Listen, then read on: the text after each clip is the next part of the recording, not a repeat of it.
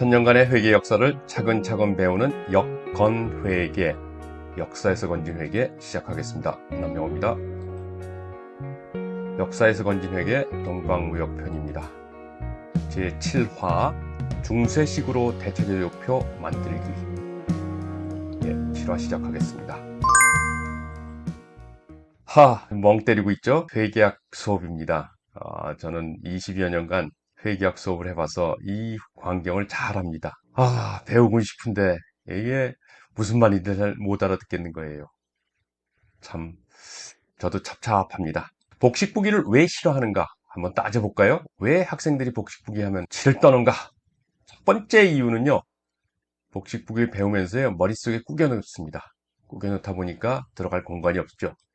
두 번째는 용어가요, 한자와 영어로 많이 돼 있습니다. 그러다 보니까 학생들이 좀 힘들어합니다. 세 번째는 좌뇌 능력이 필요하다. 숫자를 다루는 학문이기 때문에 우뇌보다는 좌뇌 능력이 필요합니다. 그림 잘 그린 사람, 못 그린 사람, 노래 잘 부르는 사람, 못 부르는 사람 있죠? 다 똑같습니다. 회계도 조금 그런 영향이 있습니다. 그런데 다른 거는 몰라도 머릿속에 꾸겨 넣기는 우리가 좀 지양해야 될 것 같습니다. 왜 그러면 회계를 배울 때 머릿속에 꾸겨 넣게 되는가? 그 이유 중에 하나는요, 한 1000년 동안 발전한 회계, 특히 복식부기 체계를 현 시대에 와서는 한 번에 다 배워버립니다. 그리고 또 암기하는 식으로 배웁니다. 이유를 묻지 말고 외워, 이럽니다. 예를 들어볼까요? 이게 대표적인 예입니다. 제일 처음 복식부기 배우면 나오는 게 거래의 8요소 또는 붕괴의 원칙 이렇게 합니다. 자산의 증가, 부채의 감소, 자본의 감소, 비용의 발생, 차변 외우고 대변은 이거다. 그래갖고 서로 연결이 다 돼 있다 이런 걸 배웁니다. 그러다 보면은 이게 무슨 소리인지를 모르고 처음에 이거부터 배우고 거래를 분결하게 됩니다. 이러다 보니까 학생들은 머릿속이 멍해지는 겁니다. 그래서 머릿속에 꾸겨 넣기 대신에 역사적 발전 과정을 따라가면서 한번 BS를 만들어보자. 대체제표를 만들어보자. 그리고 손익계산서에 대해서도 같이 연구해보자 하는 게 이번 화의 주제입니다. 역사적 발전 순서는요, 13세기경에 대체제표가 나타났습니다. 여러분 지금까지 계속한 게 바로 이 얘기죠. 대체제표가 어떻게 시작됐는지. 그리고 16세기 정도 돼야 손익계산서가 필요하게 됩니다. 마지막으로 20세기 아주 최근입니다. 최근 들어와서 현금 흐름표가 공시됩니다. 공시된다는 건 뭐냐? 재무제표로서 인정된다 이런 뜻입니다. 중세식 부기 한번 복습해 보겠습니다. 1-2화부터 1-4화까지 복습입니다. 중세에 동방무역할 때 배가 떠나기 때 증서를 만들고 배가 돌아와서 또 만듭니다. 이게 대체제표로 발전했다. 이때 변치 않는 게 하나 있었는데 그게 뭐냐? 회계등식이다. 자산은 이꼴 지분. 그러면 이걸 다시 분해를 하면 어떻게 돼요? 자산은 이꼴 부채 플러스 자본 이렇게 되겠죠. 이런 기록 방식은 500년간 동일했습니다. 즉 계약서에서부터 현대 대체제표까지 발전했습니다. 베네치아식 이익계산도 이 대체제표 2장 갖고 있죠. 기초 대체제표와 기말 대체제표를 가지고 이익과 손실을 계산했습니다. 어떻게 했나? 우리 지난번에 다 계산했죠.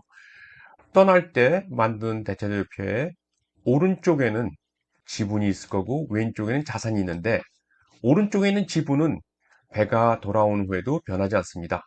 누가 소유주인지 또 은행에서 얼마 빌렸는지 이건 똑같습니다. 근데 왼쪽에 있는 자산은 전혀 다릅니다. 그래서 왼쪽과 오른쪽이 당연히 불일치하고 이 불일치를 이용해서 이익과 손실을 계산했습니다. 이렇게 되겠죠. 사업 성공 시에는 L 더하기 2보다 A가 커서 이만큼이 이익이 될 겁니다.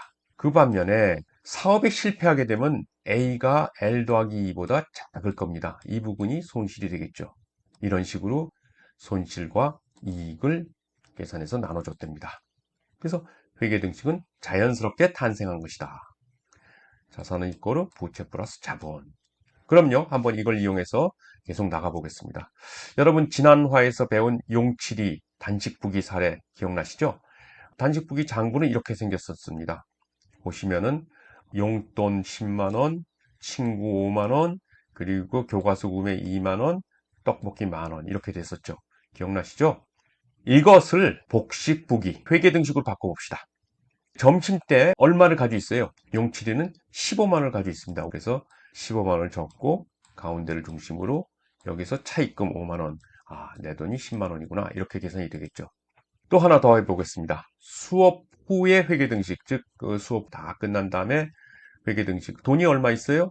12만원이 있습니다. 그리고 뭘 가지고 있어요? 교과서를 가지고 있죠. 그러면은 현금 12만원, 교과서 2만원 합치니까 얼마가 돼요?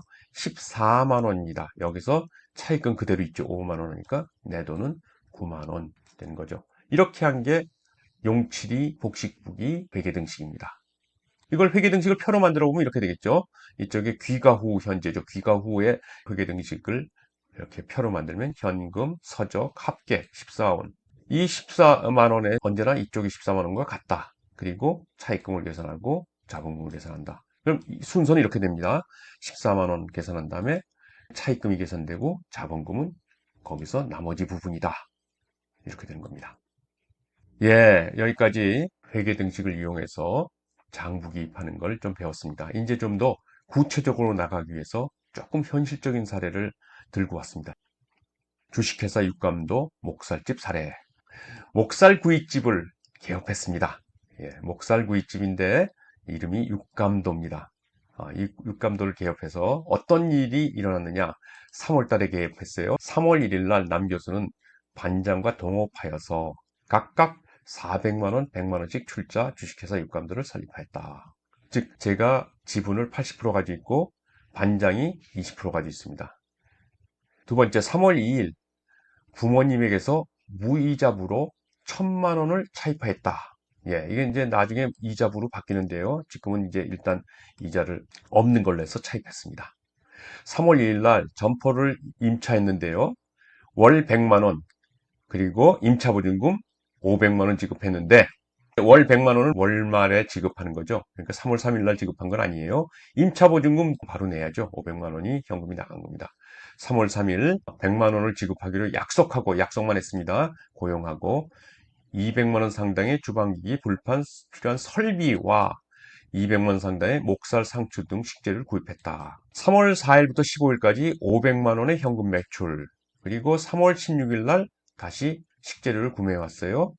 3월 16일부터 30일까지 1000만원의 매상, 단 현금이 아니라 외상을 했습니다. 3월 16일 날 모든 식재료를 소모했다. 그리고 3월 30일 날 종업원 월급 100만원, 월세 100만원, 수도관리 200만원 지급했다라는 게 3월달 육감도의 경영 현황입니다. 이걸 갖고 다음 화에서는 이 육감도의 경영 사례를 복식부기로 한번 만들어 보겠습니다. 1-8화 주식회사 육감도의 대체적표 사례. 여러분 많이 기대해 주십시오. 고맙습니다. 안녕히 계세요.